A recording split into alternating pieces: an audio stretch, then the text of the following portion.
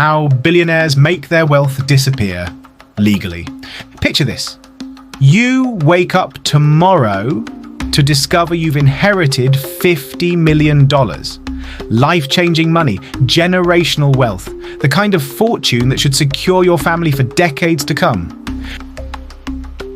But here's the terrifying truth nobody talks about. Within just 3 generations, there's a 90% chance that money will be completely gone, vanished. Your great-grandchildren will be back to working, paycheck to paycheck, wondering what happened to the family fortune. This isn't some doomsday prophecy, it's statistical reality, and today I'm going to show you exactly how the ultra-wealthy have cracked the code to avoid this fate, using a system so sophisticated that most people don't even know it exists.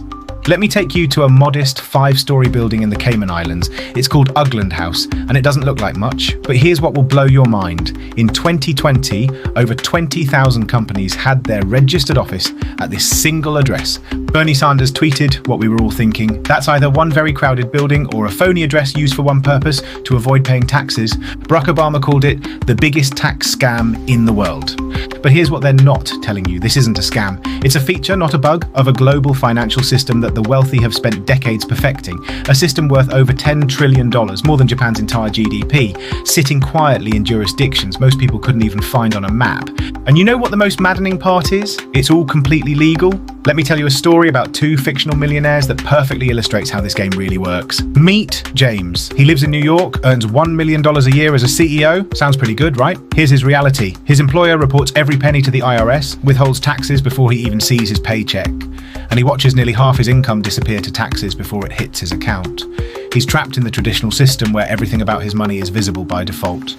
Now meet Mike. He also earns $1 million, but here's where it gets interesting. Mike doesn't technically own anything. Instead, Mike set up a trust in the Cayman Islands that owns a holding company in Luxembourg, which owns the licensing rights to software he developed. When money flows in, it moves through these entities, and Mike receives payments as distributions or dividends routed through countries with favorable tax treaties.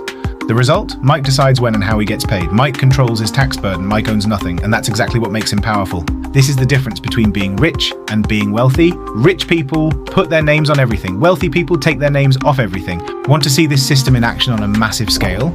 Let's talk about Apple, the company that turned tax avoidance into an art form. In the early 2000s, Apple discovered something incredible. They could create companies that literally belonged to no country at all. These weren't just shell companies, they were stateless entities that existed in a legal grey zone where neither Ireland nor the United States could claim the right to tax them. And here's how they pulled it off. Apple set up subsidiaries in Ireland that technically owned the rights to sell Apple products everywhere except the US. When you bought an iPhone in Paris or Tokyo, the profits flowed to Irish Apple, not the American company. But here's the genius part. These companies were incorporated in Ireland but managed from the US. Ireland said, we don't tax companies managed outside our borders. The US said, we don't automatically tax companies incorporated outside our borders. The result? For a full decade, Apple funneled over $120 billion through this setup, paying an effective tax rate of just 0.005%. That's $50 in taxes for every $1 million in profit. Instead of the $40 billion they would have owed under US law, Apple paid just $600 million. They saved themselves $39.4 billion using nothing but legal paperwork and jurisdictional arbitrage. But here's what's truly fascinating. Even with all this sophisticated tax planning, there's still one enemy that destroys more family fortunes than any government or economic crash. The next generation, they call it the shirtsleeves to shirtsleeves in 3 generations curse, and it's been documented across cultures for centuries. The Scots have a saying, the father buys, the son builds, the grandchild sells, and his son begs.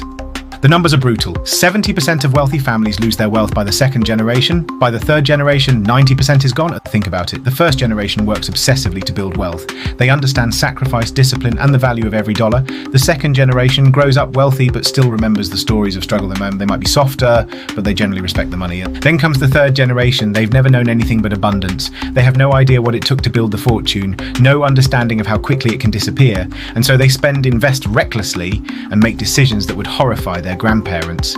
This is why Shaquille O'Neal told his oldest son, "I'm rich, we are not rich." So how do the ultra-wealthy break this cycle? How do they ensure their money survives not just taxes, but their own children and grandchildren? The answer is trust funds, but not the trust fund stereotype you're thinking of. Forget the spoiled Instagram influencer with the Lamborghini. Real trust funds are the exact opposite of spoiling someone overnight. They're about controlling wealth across time, and here's what most people don't understand. Making millions is actually the easy part. Keeping it for more than one generation, that's where most people fail spectacularly. A trust fund is essentially a legal time machine. It's a set of rules that says, this money doesn't move unless I say so, even if I'm not around anymore. It allows you to delay access to money until a certain age, control how that money's used, and enforce those decisions through a third party who isn't emotionally attached to your kids. According to research, more than 90% of people worth over $30 million have at least one trust fund in place. It's literally one of the first things they do once serious money enters the picture. Want to see this in action? Look at the Walton family, the people behind Walmart. They're collectively worth over $600 billion spread across 3 generations, and their wealth keeps growing decade after decade. How? Their fortune is held in a complex web of trusts and private holding companies designed to preserve wealth and minimize taxes. When someone in the family dies, the government can't touch most of that wealth because technically the family doesn't own it. The trusts do. They use sophisticated structures like grantor retained annuity trusts, GRATS, where they put assets into a trust, receive annual payments for a few years, and any leftover growth passes to their heirs completely tax-free. It's a favorite tool among billionaires who expect big returns. They freeze asset values by putting appreciating assets into trusts at today's value, so even if those assets grow to be worth billions more, the estate is only taxed on the original lower amount. They use charitable remainder trusts, getting income during their lifetimes while the remainder goes to charity, providing massive tax advantages today with a legacy move at the end. But here's where it gets really sophisticated. How do you actually spend money that's locked up in offshore accounts and trusts? You can't just transfer it to your personal account. That would trigger massive tax bills.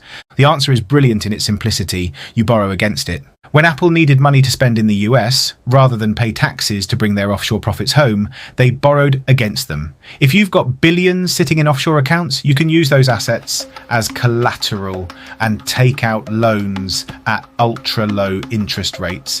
This way you get access to cash without triggering a tax event, and then you borrow again and again and again until you die. It's called buy, borrow, die, and it's how the ultra wealthy access their wealth while keeping it legally invisible. Let me break down how this system actually works in practice, because the mechanics are both simpler and more sophisticated than you might think. Step 1. Create a company that exists only on paper. You set up a shell company in the Cayman Islands, British Virgin Islands, or another financial haven. This company doesn't have offices, employees, or products.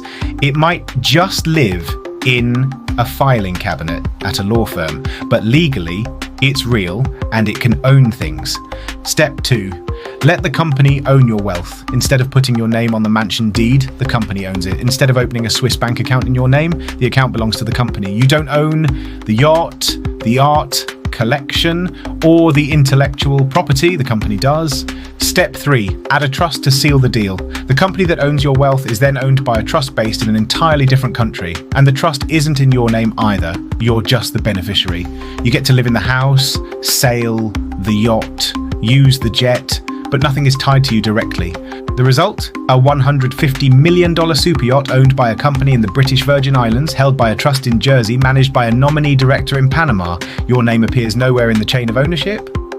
Want to see what happens when you ignore this system? Look at Prince. When the music legend died in 2016, he had no trust, no will, no plan. What followed was years of legal chaos, court fights, and wasted millions. The man who built a musical empire worth hundreds of millions watched it get carved up by lawyers and the IRS because he failed to set up the proper structures. His estate lost more than half its value to taxes and legal fees, money that could have funded music education programs, supported artists, or built a lasting legacy. Instead, it disappeared into the government and legal system. Here's what you need to understand. This isn't about being unethical or unpatriotic. This is about playing a game that already exists, with rules that were written by people much smarter and wealthier than most of us. Every major corporation uses some form of offshore banking to minimize taxes. Apple, Amazon, Google, Meta, Nike, Starbucks, Microsoft, they've all been documented using complex offshore structures. According to the OECD, more than 40% of multinational corporate profits are shifted to low or no tax jurisdictions. The Panama Papers revealed that over 140 public officials and billionaires used offshore shell companies. The Pandora Papers showed that over 35 world leaders, including presidents and royalty, were linked to hidden wealth through trusts and private foundations. Most of it was perfectly legal. So here's the question that should keep you up at night. What are you building that's worth protecting? Because that's what this entire system really is. Not a loophole, not a flex, but a shield. A structure designed to make sure the effort you put in now still matters decades from today. You might not need a trust fund or offshore account today, but understanding that they exist, how they work, and why the wealthy use them should fundamentally shift how you think about money. It means the game is deeper than most people ever realize. It means there's a next level to wealth that goes beyond just making money. It's about making money that lasts, money that survives governments, taxes, lawsuits, and even your own family's worst impulses. The wealthy understand something most people don't. It's not about how much you make, it's about how much you keep. And more importantly, it's about how much your family keeps after you're gone. The system exists, the infrastructure is there. The only question is whether you'll learn to use it or continue to play by rules that were designed to keep wealth flowing upward while you watch from the sideline. The choice, as they say, is yours. But now at least you know the game you're really playing.